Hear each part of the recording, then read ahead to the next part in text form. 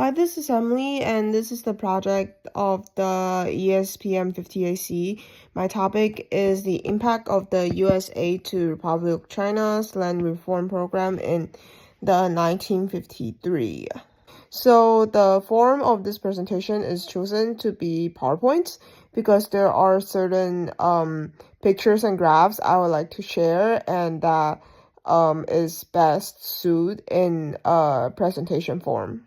So this project wants to connect the course theme by explaining how the U.S. aid influenced natural resources management in Taiwan. The natural resources I am going to focus on is farmland.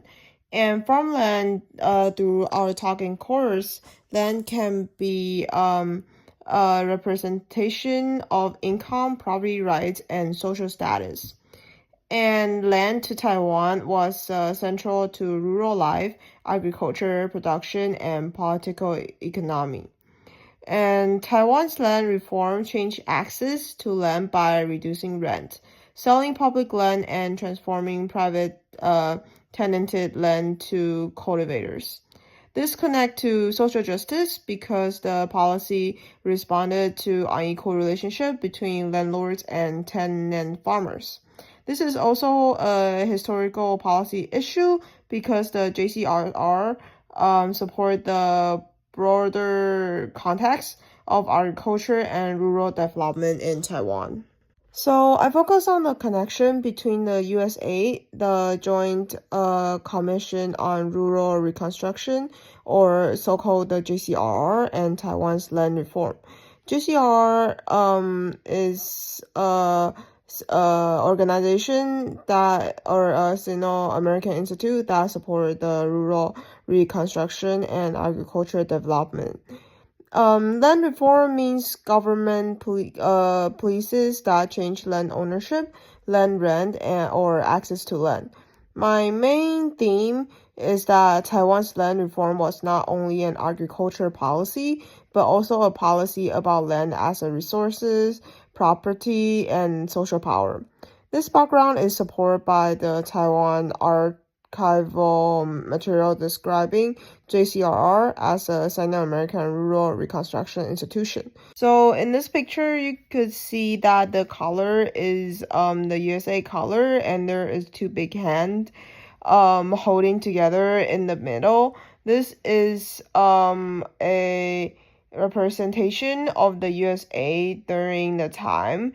This is a bag that used to hold the flowers that the United States of America used to support it, the Republic of China. So the historical backgrounds and talk about the US aid and the JCRR.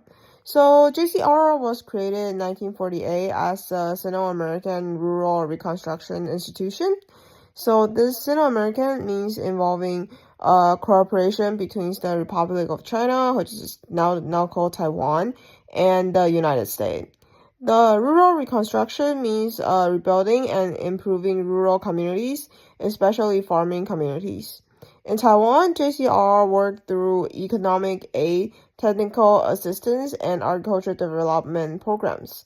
So technical assistance means support through expert knowledge, planning, training, or specialization skills. This shows that U.S. influence in Taiwan included rural development, not only military or diplomatic support. So what does land to the tiller mean? So land to the tiller means that people who actually cultivate farmland should have access to ownership of the land they're farming. So a tiller is the person who farms or cultivates lands. A tenant farmer is a farmer who works land owned by someone else and pays rent to the landowner. In Taiwan, land reform developed through three major steps: rent reduction, sale of public land, and transfer of private tenanted land. This policy mattered because land was connected to income, family security, property rights, and social status. Taiwan Review described these three stages as the path towards the goal of land to the tiller. So this picture you're looking at right now is a picture of as a historical document actually for the people who is holding a banner of give uh to have the government to give the land back to the farmer. By the picture you could tell how important and how the people is wanting the land to get back, that they are marching the street with this banner. Why did Taiwan need land reform? Taiwan needed land reform because the farmland distribution and rental system still favor large landowners after Taiwan's retrocession to Republic of China. Retrocession means Taiwan's transfer from Japan rules to the Republic of China after the World War II.